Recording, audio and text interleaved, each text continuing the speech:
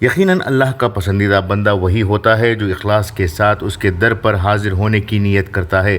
ایسا ہی ایک واقعہ ہمیں یاد دلاتا ہے کہ اللہ تعالیٰ کس طرح اپنے خاص بندوں کی راہ میں آنے والوں کی رکاوٹوں کو خود ہٹا دیتا ہے۔ اگر ان کی نیت سچی ہو اور دل میں فقط اس کا عشق ہو تو اللہ تعالیٰ اسے قبول کر لیتا ہے۔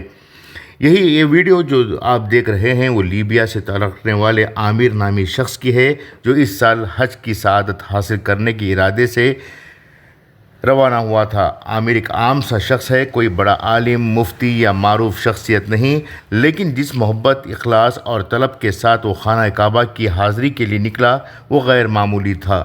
عامر جب ایئرپورٹ پہنچا تو اس کے نام میں القذافی شامل ہونے کی وجہ سے سیکیورٹی حکام نے اس کی کلیئرنس روک دی۔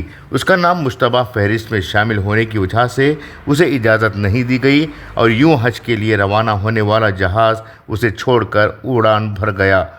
لیکن اللہ کی قدرت دیکھیے کہ تھوڑی ہی دیر بعد جہاز میں ٹیکنیکل پرابلم ہونے کی وجہ سے اسے واپس اسی ایئرپورٹ پر لینڈ کرنا پڑا۔ یہ اللہ کا پہلا اشارہ تھا کہ شاید اس کے کسی محبوب بندے کو ابھی تک سوار نہیں کیا گیا۔ عامر نے دوبارہ سوار ہونے کی کوشش کی، دل میں حج کی تڑپ لیے وہ دوبارہ حج کے لیے سفر میں شامل ہونا کی امید لے کر پہنچا، لیکن ایک بار پھر اسے اجازت نہیں دی گئی اور پائلٹ نے دروازہ کھولنے سے انکار کر دیا۔ جہاز پھر ایک مرتبہ روانہ ہو گیا۔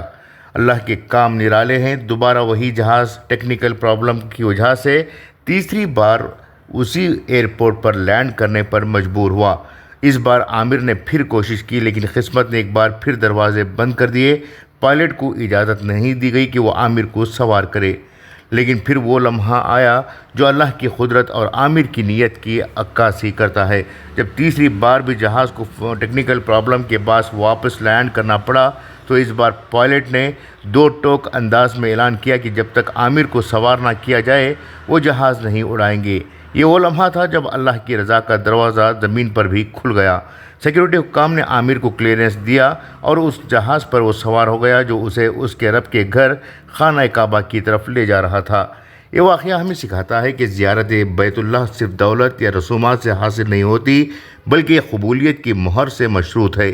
بعض اوقات ہم ظاہری طور پر عام سے انسانوں کو دیکھتے ہیں جن کا نہ کوئی نام ہے، نہ کوئی شہرت، نہ دولت، لیکن وہ آسمانوں پر محبوب و معروف ہوتے ہیں۔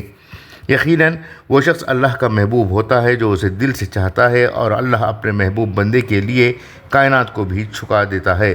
کچھ لوگ زمین پر غیر معروف ہو جاتے ہیں مگر عرش پر ان کا نام لیا جاتا ہے۔ وہ اللہ کے محبوب بندے ہوتے ہیں جن کی دعائیں، نیتیں اور قدم خود اللہ کی طرف سے رہنمائی پاتے ہیں۔ بیورو رپورٹ، انقلاب نیوز۔ داخلين كملوا المجرات ونركبوا في الطائره، الكابتن قال نطلع ما بنستنى خلاص، سكر باب الطائره وطلع. جاني بتاع المدير امن المطار قال لي لو ان شاء الله غارب ان شاء الله ما يقسمت لي، قلت ان شاء الله الطائره ما تطير تو تجي في ماشي بيت الله ناوي النيه. خلاص ردوا قال الطائره عطل، كلموا الكابتن افتح السلوم بتاع الطائره خلي السلوم يجي يرفع الحاج اللي قاعد، قال ماني فاتح الطائره محركه والع.